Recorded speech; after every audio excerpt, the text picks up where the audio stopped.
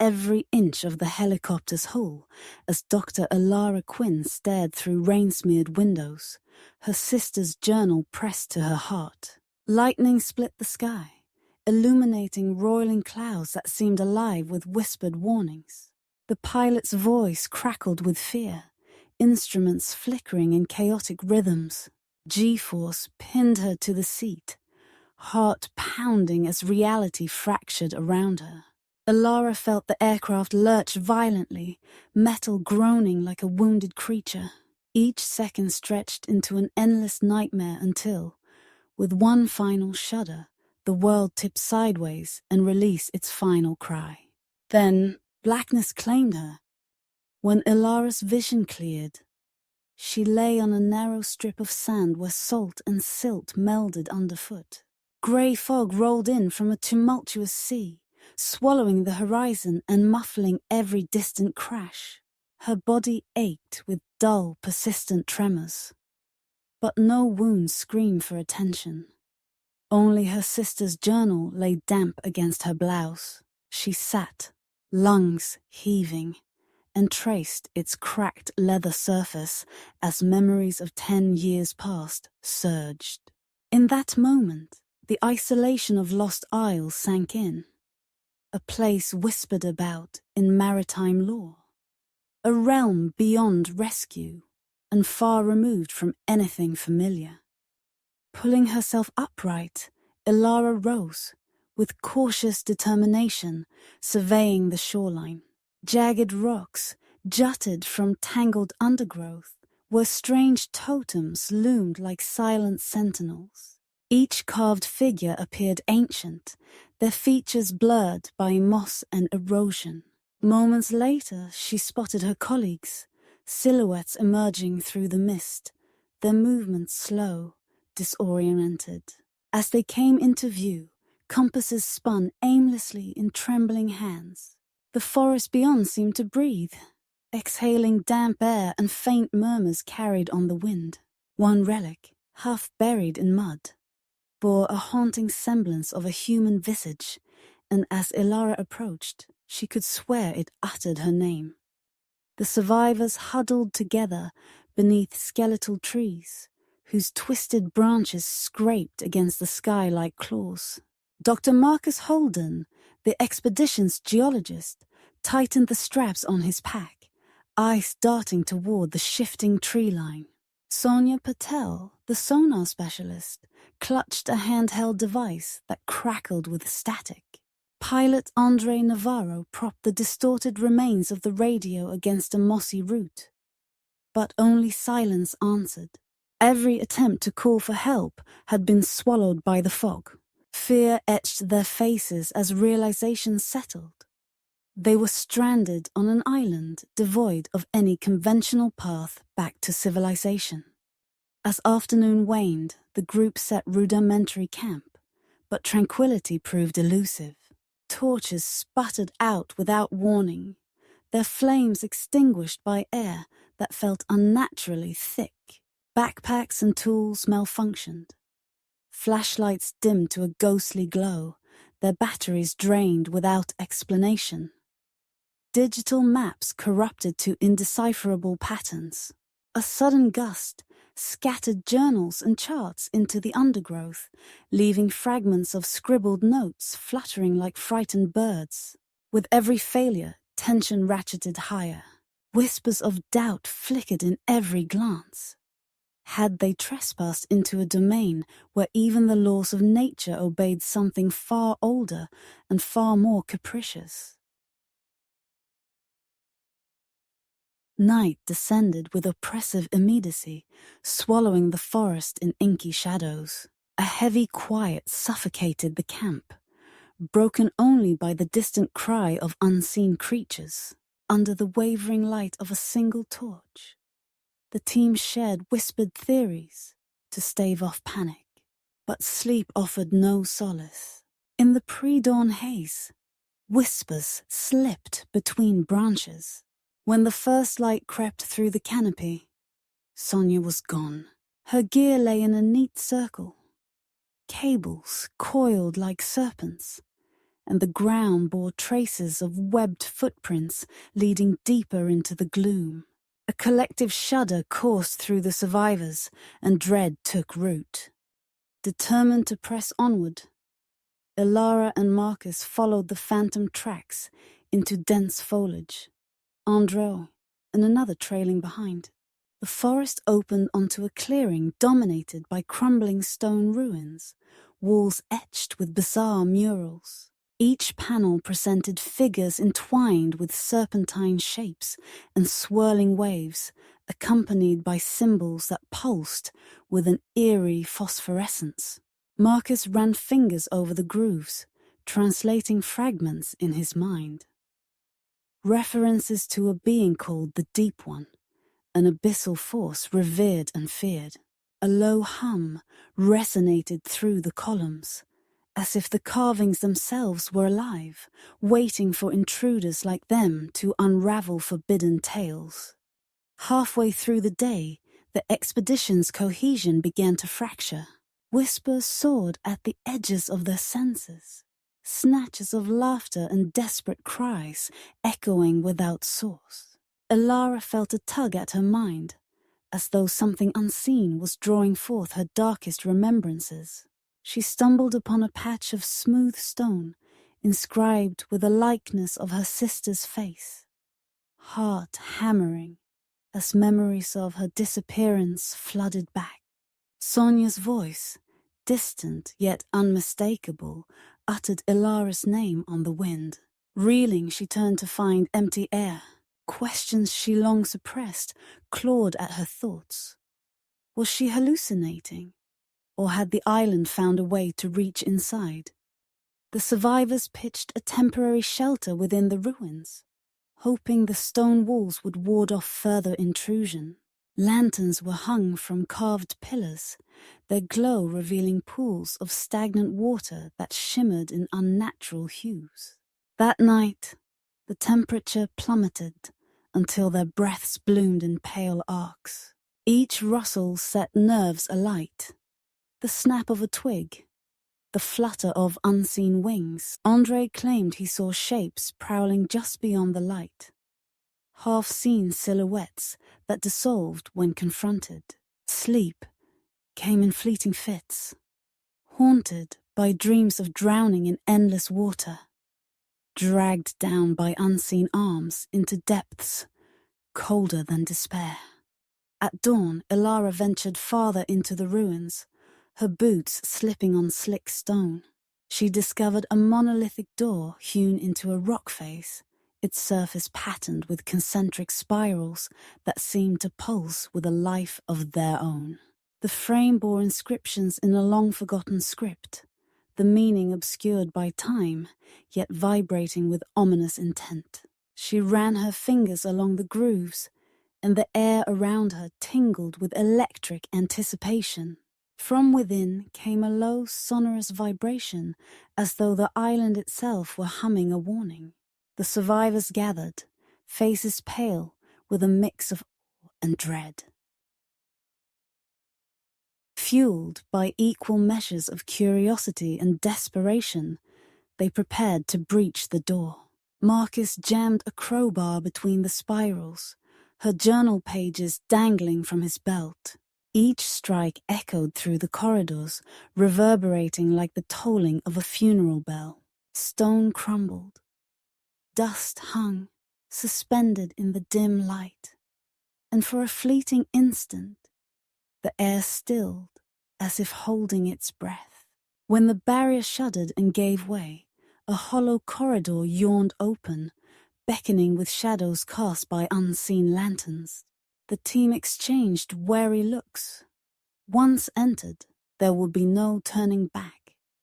A narrow passage lay before them, its walls slick with condensation, and traced by veins of luminescent algae that glowed in gentle ripples. Drip, drip.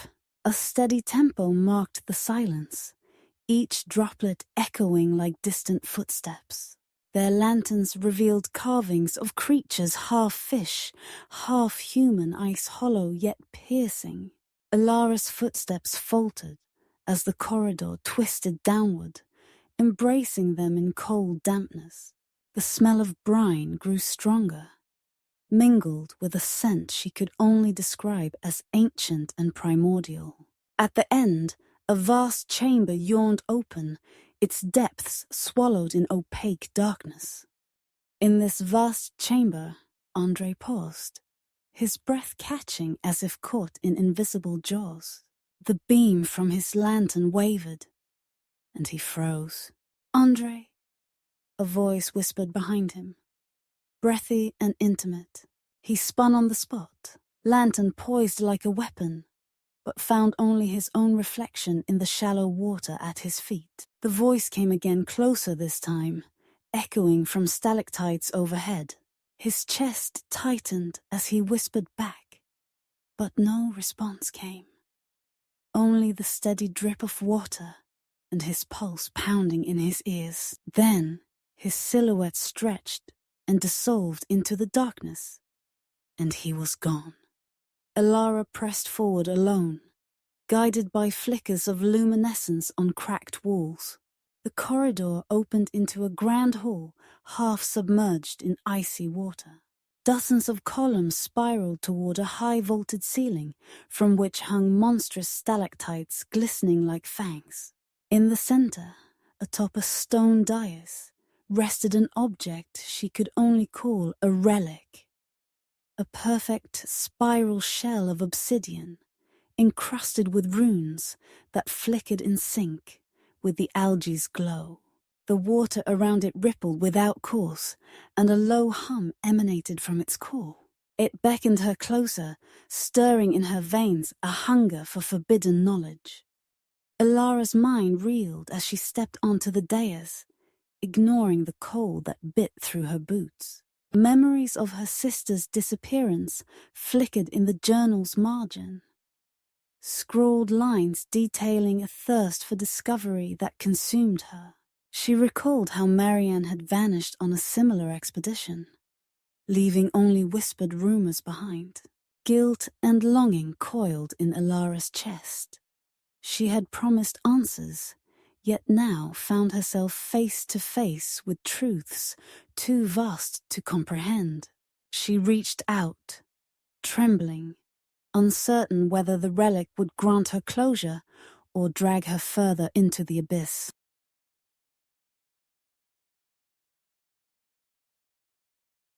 The moment her fingertips brushed the relic's cool surface, the chamber shivered. Shadows pooled at the edges of her vision, coalescing into shapes that moved with deliberate grace. Whispers, half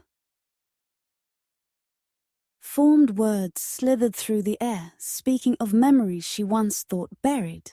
Elara jerked her hand back, heart racing. Around her the walls seemed to pulse, breathing in time with her ragged breaths. Far behind, indistinct murmurs rose and fell like waves, and a chorus of voices merged into an unsettling harmony. Reality quivered. Was the island alive, or had she awoken something that longed to speak through her? Instinct propelled Elara backward, but the relic's hum resonated in her bones. Behind her, Marcus's lantern sputtered and died, plunging the hall into uneasy twilight. Attempts to reignite every light source ended in flickers of dull glow, as though the island itself resisted illumination. The journal slipped from her grasp, pages unraveling like wounded birds. She lunged to catch them, but they slid into the water with soft plinks, floating away on unseen currents. Anxiety clawed at the survivors as they groped through darkness, their unity fraying under the relentless pressure of unseen forces. In that dim half-light, shapes began to shift. The columns stretched, their spiral patterns distorting into spines that seemed to leer at the intruders. From the water's surface rose a figure that flickered between human and something far older. A silhouette with hollow eyes that glowed with predatory intent. Elara's breath caught as the entity drifted closer without making a sound, its presence warping the air around it. Fear and fascination warred within her. Though her instincts screamed to flee, an inexplicable pull rooted her to the spot. The Deep One had finally revealed itself. A strangled cry broke the silence as one of the researchers, young Emiko Tanaka, stepped forward. Eyes glazed in a reverie. She dropped to her knees, murmuring in a tongue none of them recognized. Her body convulsed as if dancing to a haunting melody only she could hear. Elara reached out, voice cracking. "Emiko, no!" But the girl's head tilted back, and she laughed, an otherworldly sound that carried both ecstasy and despair. Slowly, deliberately, Emiko slipped her hands into the water and caressed the relic's base, as though greeting an old friend. In that moment, she surrendered herself fully to the Deep One's call. As Emiko embraced the relic, the water's surface rippled outward in concentric rings, and the chamber quaked. Elara lunged to grab her, but the researcher's form dissolved into wisps of mist. With a final echoing note of laughter, she vanished into the dark depths of the hall. Water surged, lapping at the survivor's boots, and the columns shuddered as if enraged. Heart hammering, Elara realized that Emiko had become a vessel for something infinite and unknowable. The line between friend and phantom blurred, and a dread heavier than any storm settled over what remained of their broken team. Outside, the island's storm reached a crescendo, thunder rolling like titanic drums through the rock above. Raindrops pelted unseen crevices, sending water cascading in miniature waterfalls along the corridors. The survivors clung to one another, drenched and trembling, as the wind's howl resonated through ancient vents. A low rumble signaled shifting foundations, and dust rained from the ceiling. Elara's voice trembled as she issued orders. They needed to find an escape route before the island itself collapsed into chaos. But every corridor seemed to shift and lengthen, as though the ruins were reshaping themselves around them. With heavy hearts, the group decided to retreat, retracing their path through the labyrinthine corridors. Each turn led them deeper into unfamiliar sections, passages morphing into new configurations. Compasses spun wildly, and the island's geometry betrayed any sense of direction. Furniture-like rock formations that weren't there moments ago obstructed their way, forcing them into narrow tunnels slick with moisture. The air grew oppressive, charged with unseen energy that made every breath laborious. In murmured tones, they wondered whether the island was a living puzzle, designed to entrap those who dared unlock its secrets. As they pressed on, water began to rise around their ankles, then knees, as if the very ocean sought vengeance for their intrusion. Drips turned to rivulets, rivulets to streams that pulsed with each crash of thunder overhead. Elara's boots squelched in the muddy brine, each step threatening to suck her into hidden crevices beneath the surface. She cast a glance at her colleagues, faces pale with exhaustion, eyes hollow with fear. The relic's pulsing glow resonated through the water, drawing faint tendrils of light toward unknown depths. The island's beating heart seemed to call them deeper, even as it drowned the world around.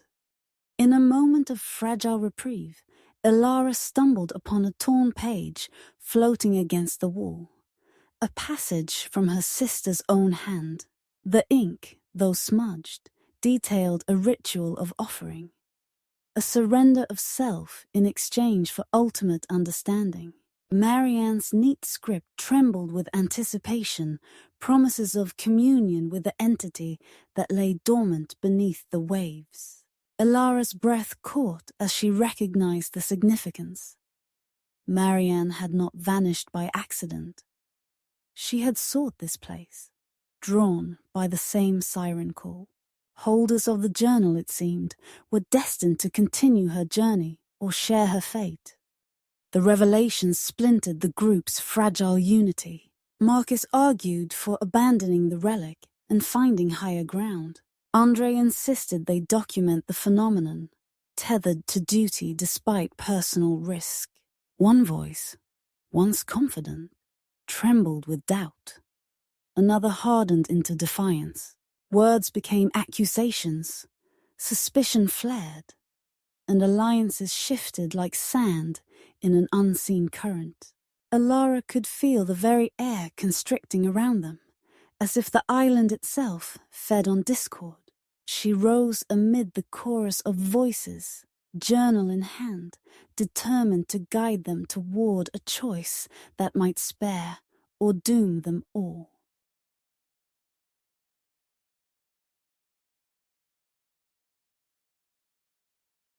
In a fleeting lull, Elara slipped away, guided by the pulsing glow she knew emanated from the relic below.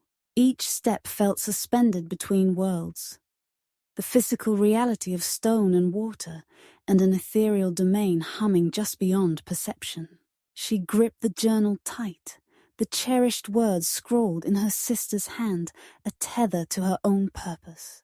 Memories of Marianne's laughter, her hopeful gaze, mingled with dark premonitions.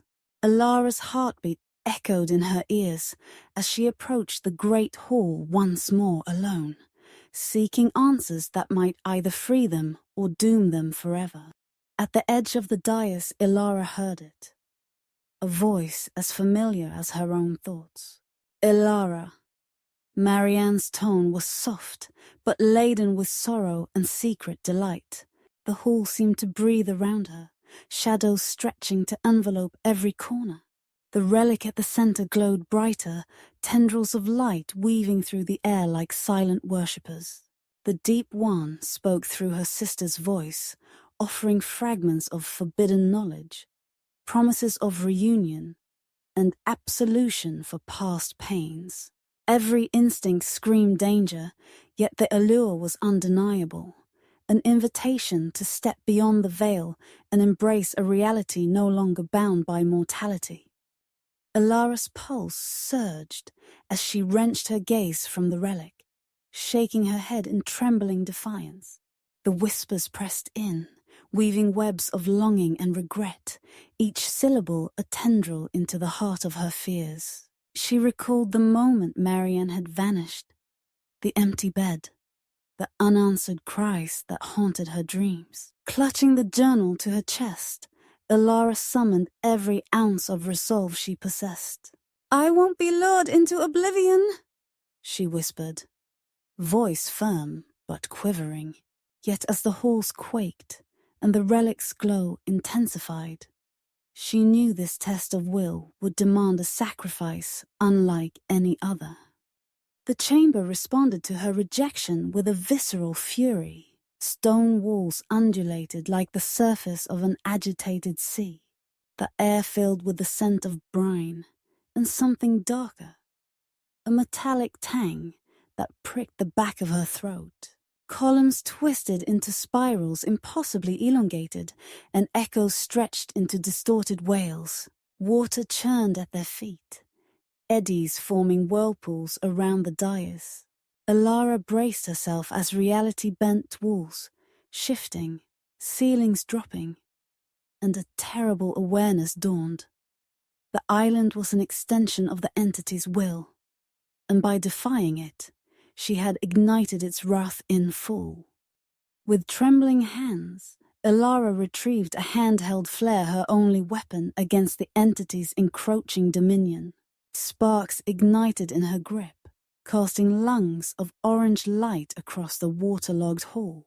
The relic shrieked as the glow flickered, shards of energy cascading into the gloom. Columns splintered under unseen force, sending fountains of debris crashing into the flooded aisles. Elara planted the flare firmly at the relic's base, tears streaming as the heat seared through her gloves. A final defiant spark set the runic braiding ablaze, and the chamber erupted in luminescent fractures that raced along every surface. In that searing moment, the Deep One took shape, an immense, shifting outline framed by fragmented light, its hollow eyes burning with ancient hunger. It swooped toward Elara, tendrils of shadow lashing like hungry tongues. Every fiber of her being screamed to retreat, yet her feet remained rooted, offering her body, her memories, all that she had to the entity's embrace would mean salvation for those lost, perhaps even reunion with Marianne. But to surrender meant ceasing to exist as herself. With one final anguished cry, she dropped the flare.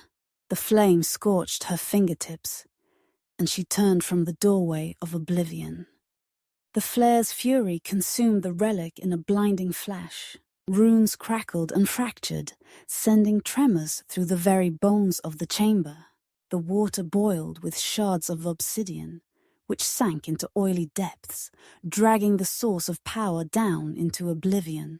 Walls trembled and fissures opened, releasing trapped pressure in thunderous roars. Elara shielded her eyes, voice lost in a raw scream of defiance. Then, as quickly as it had begun, the convulsion ceased. A deafening silence fell, broken only by distant drip. Drip, as the temple's heart stilled, and the oppressive presence receded like a storm's dying breath. Darkness reclaimed the chamber, but it felt different now, hollowed and emptier, bereft of the entity's oppressive will. From the cracked dais rose a final lament, a low, mournful rumble that echoed like a fallen god's farewell. Shadows pooled against shattered pillars, dissolving into mist that drifted toward fractured walls. Elara sank to her knees, every muscle numb as the last whispers faded. The island's heartbeat slowed, its living architecture relaxing back into stone. She pressed trembling fingers against her temples, fighting to steady her breaths. The battle had ended, but the toll it exacted marked her soul forever. Through the haze of smoke and settling dust, Elara saw the first collapse. A massive column sheared off, crashing into the water with a thunderous boom that sent ripples through the flooded hall. Debris rained from the ceiling, and new fissures yawned along the walls like hungry maws. Water surged outward, as if seeking to cleanse the desecrated chamber, carrying pieces of carved stone into the darkness beyond. Elara scrambled to her feet, calling for any survivors over the cacophony. The sanctuary of ruins had become a tomb, and every echo threatened to seal her fate beneath piles of unforgiving rock. Adrenaline surged as Elara sprinted toward the collapsing entrance, the corridor twisting and stretching under the temple's convulsions. Every footfall sent tremors through her boots, each breath a ragged gasp. Light from the distant haze beckoned like salvation, but shifting walls forced her to dodge jagged protrusions. A chunk of ceiling crashed mere paces behind, sending a shockwave that knocked her forward. She rolled through shallow water and lunged for a newly revealed passage, heart hammering as stone laments boomed overhead. Behind her, the temple groaned under its own undoing. With one final push, she disappeared into the labyrinth beyond. Breaking through a tangle of roots and fallen blocks, Elara emerged into the tempest's one light. Rain still poured in relentless sheets, but the roar of the collapsing temple behind her was a fading roar beneath the thunder. The island trembled, jagged stone slipping into churning surf with plumes of spray. She inhaled salt-laden air, every breath a reminder she was alive. Looking back, she saw the temple's silhouette shudder before sliding beneath the waves. Exhaustion weighed upon her like a vice, but relief and sorrow mingled in her chest. Two hearts beat in her ears her own, and one she feared was lost forever. In the dim half-light of dawn, Andre staggered from the forest's edge, ragged and dripping, eyes wide with disbelief. He had somehow found a path through the jungle's shifting moss and vines. Behind him, at a respectful distance, the figure of another survivor emerged, trembling, ashen, but alive. The three met on the beach, unsteady nods passing between them, before they embrace like souls reunited after a funeral. The storm's final breath carried away the island's last echoes of menace. Together, they turned toward the churning horizon, hearts heavy with memories and the weight of unspeakable truths they could never fully share. Weeks later, in a sunlit room overlooking a restless sea, Elara recorded her final journal entry. Her hand hovered above the aged paper before she traced each letter with solemn care. She wrote of sacrifice, of truths that should have remained submerged, and of an island that had tested the limits of human will. Her voice quavered as she recounted the cost of knowledge, acknowledging fractures in her own resolve and the bond forged in fire with those who survived. Each word was a tribute to lives nearly lost and a warning whispered into eternity. Some depths are better left unexplored. The journal lay sealed beneath heavy glass in a museum of maritime mysteries, its pages turned only by scholars seeking forbidden insights. Visitors peered through protective barriers, curious about the cryptic inscriptions and haunting sketches of an abyssal deity. A plaque recounted the expedition's fate in detached words. 2 survivors, 1 relic destroyed, a warning to future adventurers. Yet, in the hush of the gallery, attentive ears could swear they heard faint murmurings, whispers carried from far beneath the waves, promising that the deep one's memory would never truly fade.